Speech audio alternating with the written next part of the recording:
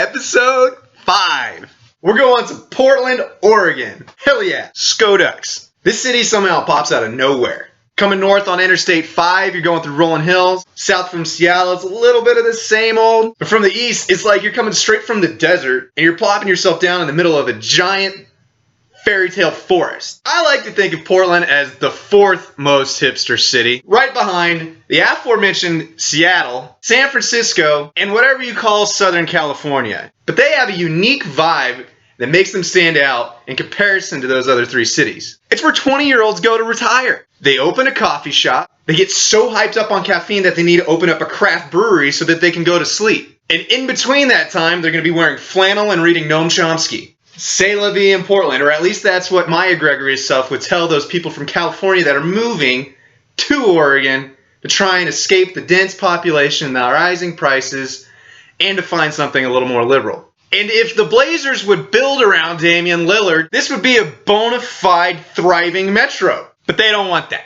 Even though it's super hipster, it's no surprise there are regular people. They wear suits, they have a 9-to-5, they can probably afford going to the Moda Center. Maybe you call it the Rose Quarter. And don't be fooled by the TV show Portlandia. There are some significant places here that don't have to run super hipster. You might have to cross like 67 bridges to get to the Moda Center, but you're gonna get there and it's gonna be fun. Some of the local publications say that this is the only place where you can find pyrotechnics. And with bands like Hozier, Disturbed, and throwing it way back, the guy that's always dancing on the ceiling, Lionel Richie, I'd say that's pretty lit. But that's pretty much as big as it gets unless you want to travel to hell and back, and by that I mean the Gorge in Washington. But there are plenty of other venues that offer a more intimate setting and probably just as good of bands and names coming to town. The Aladdin Theater, probably the most popular of those mid-sized venues. Classic vibe. Reminds me of the Granada Theater in Dallas. You're getting some stage presence with the likes of Matt Carney, Taco Cat,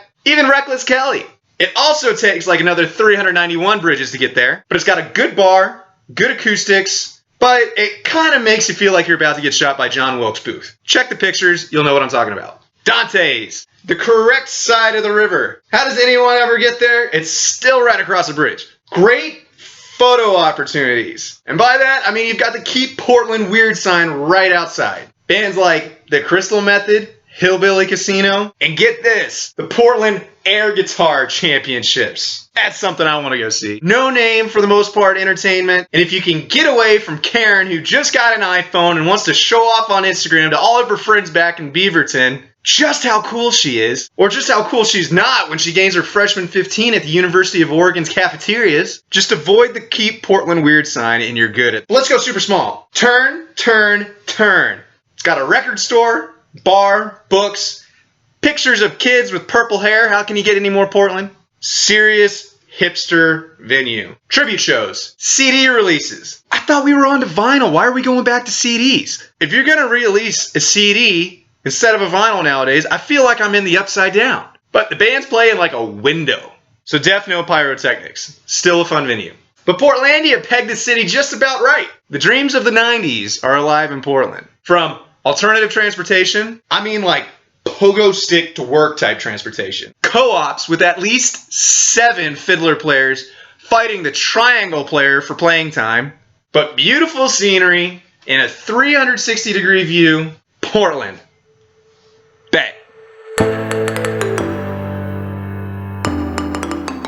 Portland is synonymous with great music. A lot of people in the smaller towns, smaller regions, move to Portland to get noticed. So with that small influence going to a rather big city, you need to find your way. And as we've already talked about in past episodes, some of that smaller music comes to light because DJs are so good at what they do. And in Portland, there's no better DJ than RAC. He's taken on the likes of The Naked and Famous, U2, Peter, Bjorn, and John.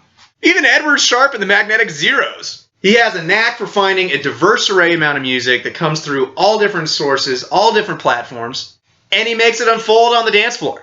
But to get a really good feel for who RAC is, you've got to go back to what he did from the very beginning. And yes, I'm talking about his remix of Stay Close by DeLorean. It's one of those songs that made the original so much better.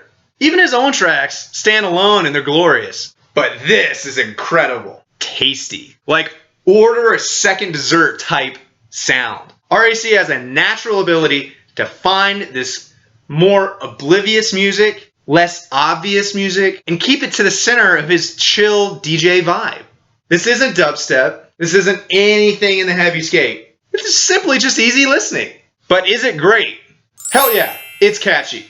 Hell yeah, I'd put this on the aux cord. I used to do it with my fraternity brothers all the time. And hell yeah, you can sing along. This song has all the elements that make a song genuinely amazing. And I don't need to explain any further. This song is great.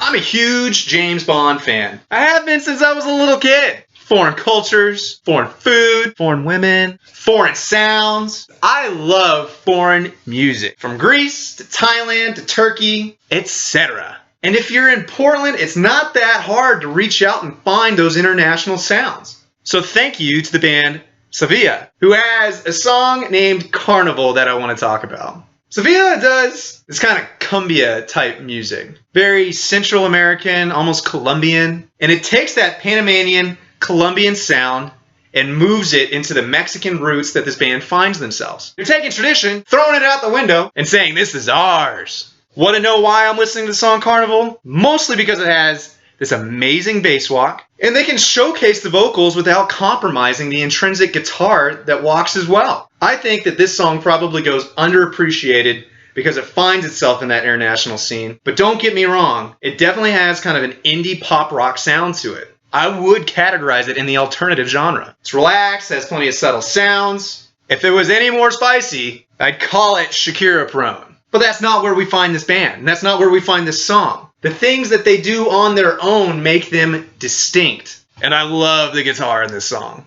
Look out for Savila. They will be big. Hopefully Portland can appreciate their sound as much as I do. It's a really tall effort to make comparisons to Mac Miller, especially what he did for the music world, and especially in his later albums. He used orchestrated sounds, threw in nearly unexpected production values. It was shocking, yet meaningful, and it had a complete transformation across the scene. And again, I struggle to make comparisons, but Tribe Mars and his song Changes do something really similar, utilizing a very urban, nearly jazz-style background, and it leans on his insights. Walking bass all over the place, crashing cymbals. Check the beat, which will fly open and succinct. Nothing he does in this song is traditional. You kind of feel like you're in a jazz lounge, not really at a rap concert. And then his vocals fly around, repetitive, but something about the beat in combination makes the perfect setup. Like seriously, what the hell is going on? His vocals are completely different from Mac's, yet he has his own way of making a chill point. Not too many lines for him, but impact for sure. Honestly, the drum beats and the vocals could stand alone on their own, but the choir sound in the background really introduces a sense of city living. Yet there's this visceral experience of something familiar to everyone. Could this have been a song I played in high school jazz band? Maybe. Try as we might, we could never find someone at my high school that knew how to rap as well. So I give it up to Tribe Mars for his new song, Changes. And to piggyback some of the unique sounds that you can find in Portland, there's Frankie Simone.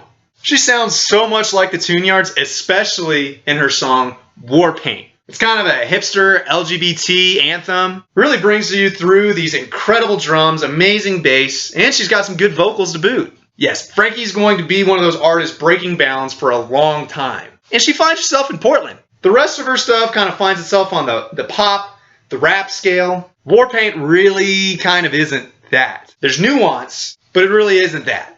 It's slow in some spots, but just enough that keeps you reeled in, waiting for the mass to come to a head. And her vocals are clearly a war anthem against people trying to bring her down. I will not falter for the strength of this song. Great composition, special in so many different ways. War Paint by Frankie Simone.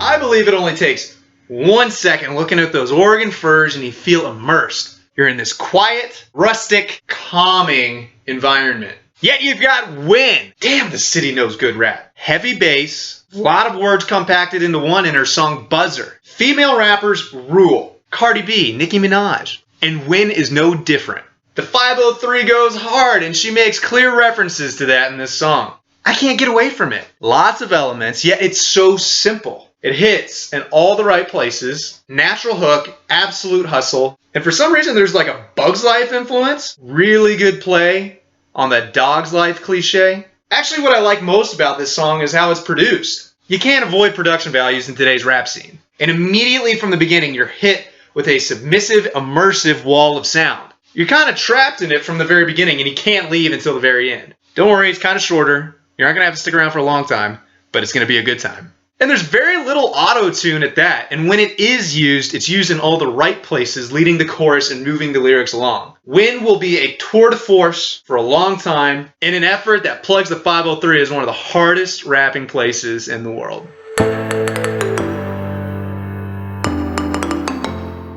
Amine! He's Portland.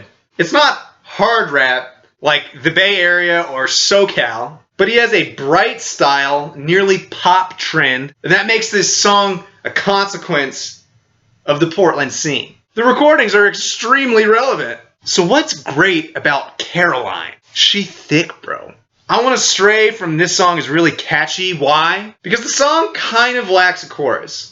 Yes, there's a semblance of one being there, but certainly nothing in the realm of a hook, traditional hook. But the hook is the chorus. And I think for any genuine rap song, you need that component. In a sample size listening, yes, the song is worth the listen. So I'm kind of at a dilemma. Traditionally catchy, modern catchy. I'll give it kind of like a half point on this one. No decision yet, we'll get to it later. But where it is decidedly functional is that it is clearly an aux chord worthy song. I remember playing this for a friend when it first came out. She thought I was insane because I was going off on it. I made myself an absolute fool. I have fun with it. She thought I'd lost my mind. Granted, I might have just one or two or a lot of wires crossed.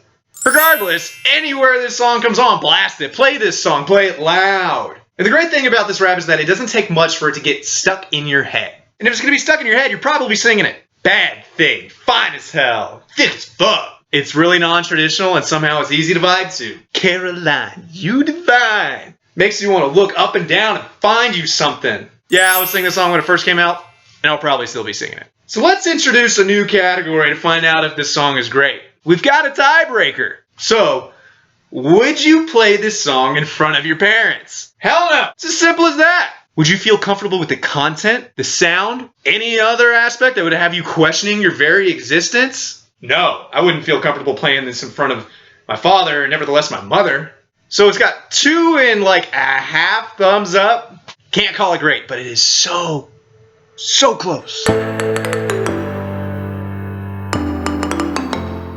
Much like the East Coast or really any metro area, the influences tend to run together. And those close cities and close venues run together. So even though Modest Mouse was formed in Washington, they now call Portland home. And it's no surprise that they find popularity in the same area.